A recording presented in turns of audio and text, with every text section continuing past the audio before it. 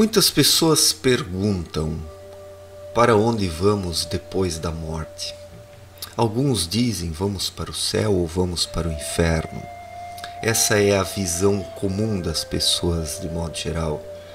Mas será que tudo se reduz a céu e inferno? Será que são apenas dois planos? O céu é um plano e o inferno é outro plano? Ou existem inúmeros planos e inúmeras possibilidades para onde as pessoas podem ir ou vão após a sua morte terrena? É fato que tudo o que fazemos tem consequências. Não apenas as nossas ações grosseiras, ou seja, o que fazemos aqui na matéria grosseira, mas as nossas palavras têm consequências. Os nossos pensamentos têm consequências. Os nossos sentimentos têm consequências. Porque tudo assume uma forma que não pode ser vista por nós aqui no plano terreno. Porque essa forma, uma vez que é emitida, que é constituída, ela encontra ancoragem num plano similar, num plano da mesma espécie. A ação grosseira pode ser vista aqui, ela se dá aqui. Agora a palavra, ela acaba sendo ancorada num plano, o pensamento em outro plano, o sentimento em outro plano.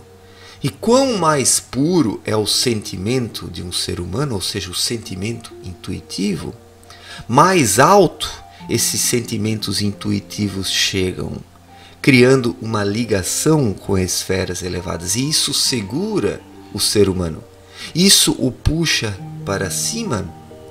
Assim o ser humano vai formando o seu mundo pós-morte. Assim ele vai formando e configurando o lugar para onde ele vai.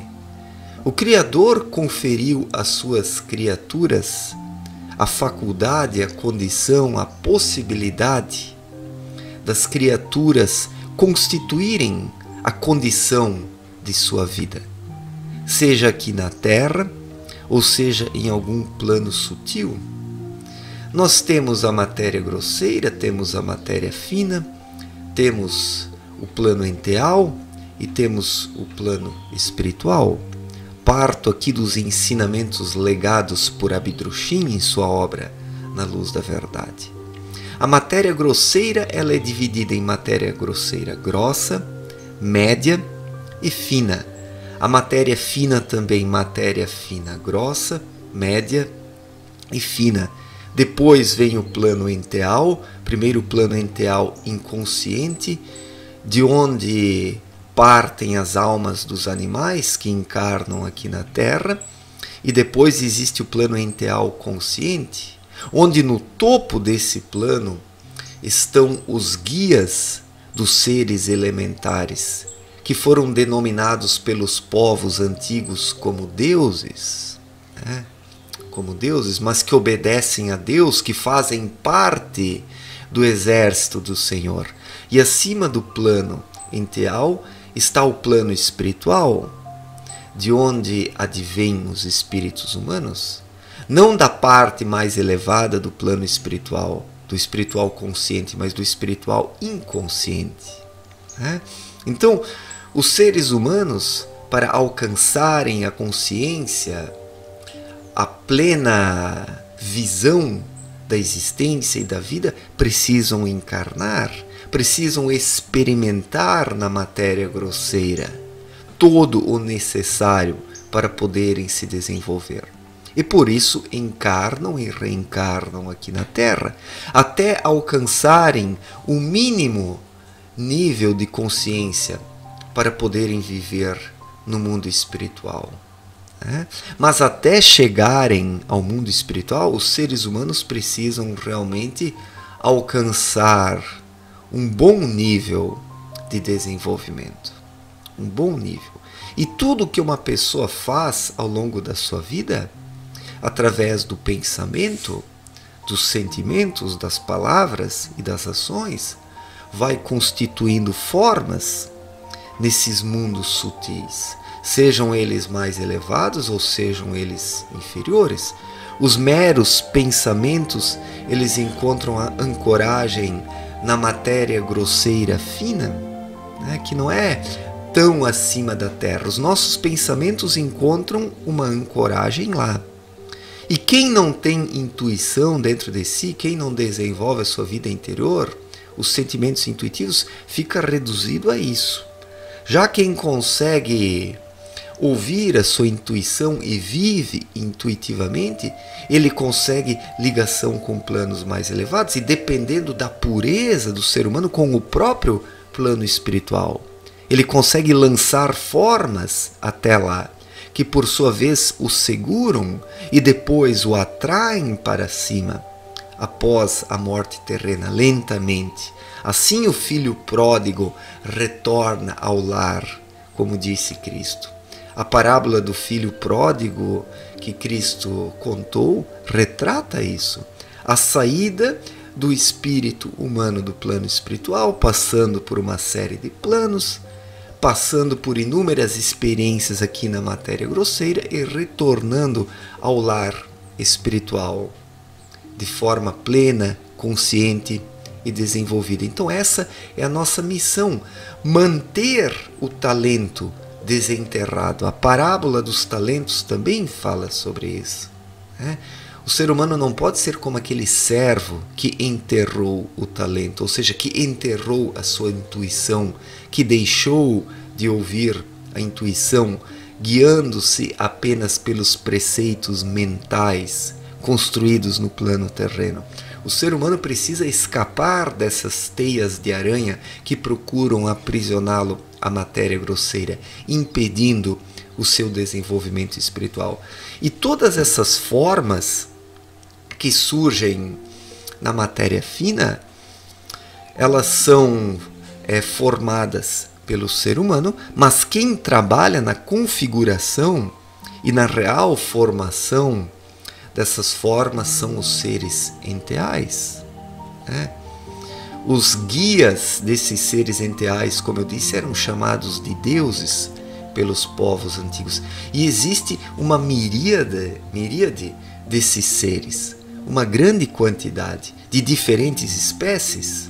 Seres enteais que trabalham aqui na matéria grosseira, na manutenção da natureza, das plantas, das pedras, dos rios, dos lagos, né? Os 4 elementos, terra, água, ar e fogo. As próprias catástrofes naturais são resultantes da atuação desses seres elementares. E as catástrofes não são catástrofes propriamente.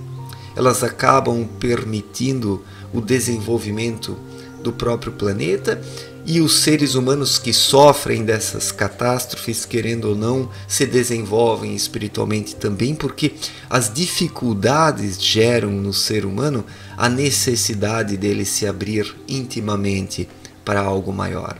Então, mesmo as situações catastróficas acabam contribuindo para o desenvolvimento espiritual dos seres humanos. Então existem esses seres enteais que trabalham aqui na matéria mais grosseira, os elementos do ar, da terra, da água e do fogo, e existem os enteais que configuram as palavras humanas, os pensamentos humanos, as intuições. São entes diferentes, aqueles que configuram as palavras, aqueles que configuram os pensamentos e aqueles que configuram os sentimentos. Então tudo o que o ser humano expressa, o que ele emite, acaba sendo pegado por esses entes e eles transformam isso numa forma que fica ligada ao ser humano, que fica ligada àquele que originou essa forma, que na verdade é constituída e formada pelos entes depois, porque esse é o trabalho deles. Então, conforme o que o ser humano vai emitindo ao longo da sua vida, a sua existência no mundo pós-morte vai ser de um jeito ou vai ser de outro. Quem não abre a sua vida interior, quem não se abre para o espírito e a intuição, ficará bem limitado no mundo pós-morte. Viverá apenas em meio às formas de pensamentos grosseiras constituídas. E dependendo o nível disso, o ser humano vai para o seu inferno, porque ele próprio forneceu elementos para isso ao longo de sua existência. Os enteais apenas constituem isso, o que o próprio ser humano fornece em termos de matéria-prima mental e sentimental. E quem já abre o seu espírito ao longo da vida e vive intuitivamente, vai promovendo configurações em planos mais elevados. Os enteais fazem isso. E isso depois serve como uma ancoragem para puxar o ser humano para cima e permitir a continuação do seu desenvolvimento espiritual. E dependendo do caso, o ser humano depois ele vai ascendendo e não precisa mais reencarnar. E dependendo do caso e das formas constituídas, o ser humano fica preso a planos obscuros, na matéria grosseira ainda, e terá que voltar novamente para uma reencarnação ou várias reencarnações no plano terreno. Eu não sou espírita, alguns já vão dizer, o Mário é espírita. Não, Abdruchin não era espírita. Eu não sou espírita, eu não consulto médiums, eu não vou a centro espírita, eu não preciso de um médium para me orientar. Eu ouço simplesmente a minha intuição. E foi isso que Abdruchin ensinou em sua obra Na Luz da Verdade. O ser humano se tornar autônomo, dele se abrir para a criação, para a luz de Deus e receptar nas profundezas do seu coração a vontade de Deus. É isso que nós precisamos fazer. Não precisamos consultar coisa alguma.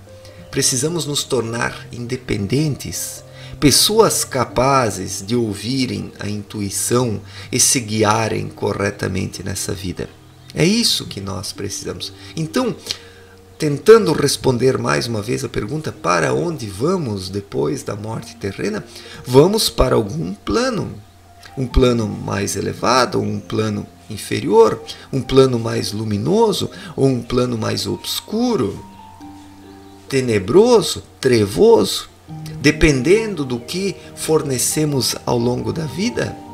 Se fornecemos apenas pensamentos grosseiros, de inveja, de ódio, de sagacidade, se fornecemos pensamentos inúteis, ficaremos presos a um plano obscuro, tendo que vivenciar nesse plano tudo o que confabulamos na mente ao longo da existência.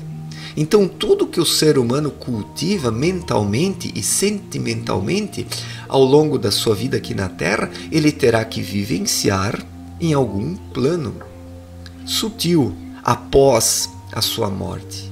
Quando eu falo plano sutil, não falo plano elevado, porque nesses planos sutis próximos à Terra, o ser humano pode encontrar um verdadeiro inferno, dependendo dos elementos que ele forneceu.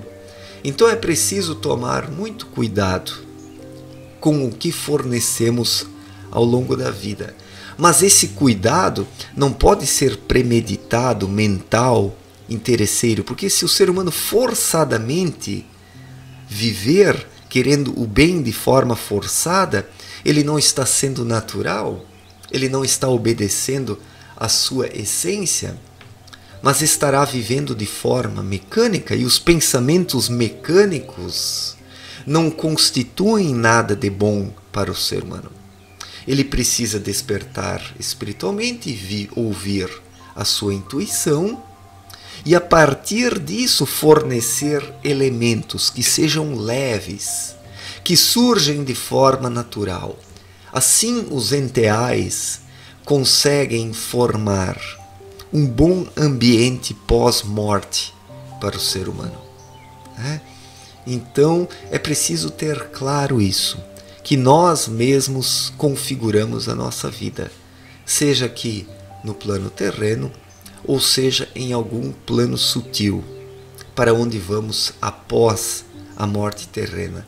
O Criador confere às suas criaturas, conferiu às suas criaturas a possibilidade delas formarem as condições de suas vidas. E nisso está a responsabilidade. A força neutra da luz, ela irradia sobre nós, ela cai sobre nós. E nós podemos configurar isso positivamente ou negativamente. Mas tudo tem consequências. Tudo tem consequências. Nós somos como lentes que vão absorvendo essa luz e projetando ela para alguma direção. E depende da pureza das lentes a luz ser bem empregada ou mal empregada. E se for mal empregada, o ser humano dará origem ao seu inferno no mundo pós-morte, onde ele terá que vivenciar tudo o que alimentou em pensamento, nos seus maus sentimentos, para que se arrependa. Para que se arrependa. A obra de Deus, ela é tão perfeita que o ser humano ele tem que experimentar tudo o que ele confabula, tudo o que ele forma, para que ele se arrependa, para que ele mude, para que ele busque por Deus, para que ele busque pela luz de forma sincera. E a melhor forma de uma pessoa se arrepender é ela ter que experimentar tudo o que cultivou ao longo da vida terrena. Somente isso gera o verdadeiro arrependimento, se a pessoa tem vontade de mudar. E se ela não tem vontade de mudar, ela simplesmente acaba sendo condenada quando chegar a hora. Certo, gente? Obrigado pela atenção, um forte abraço para todos e até a próxima. Valeu!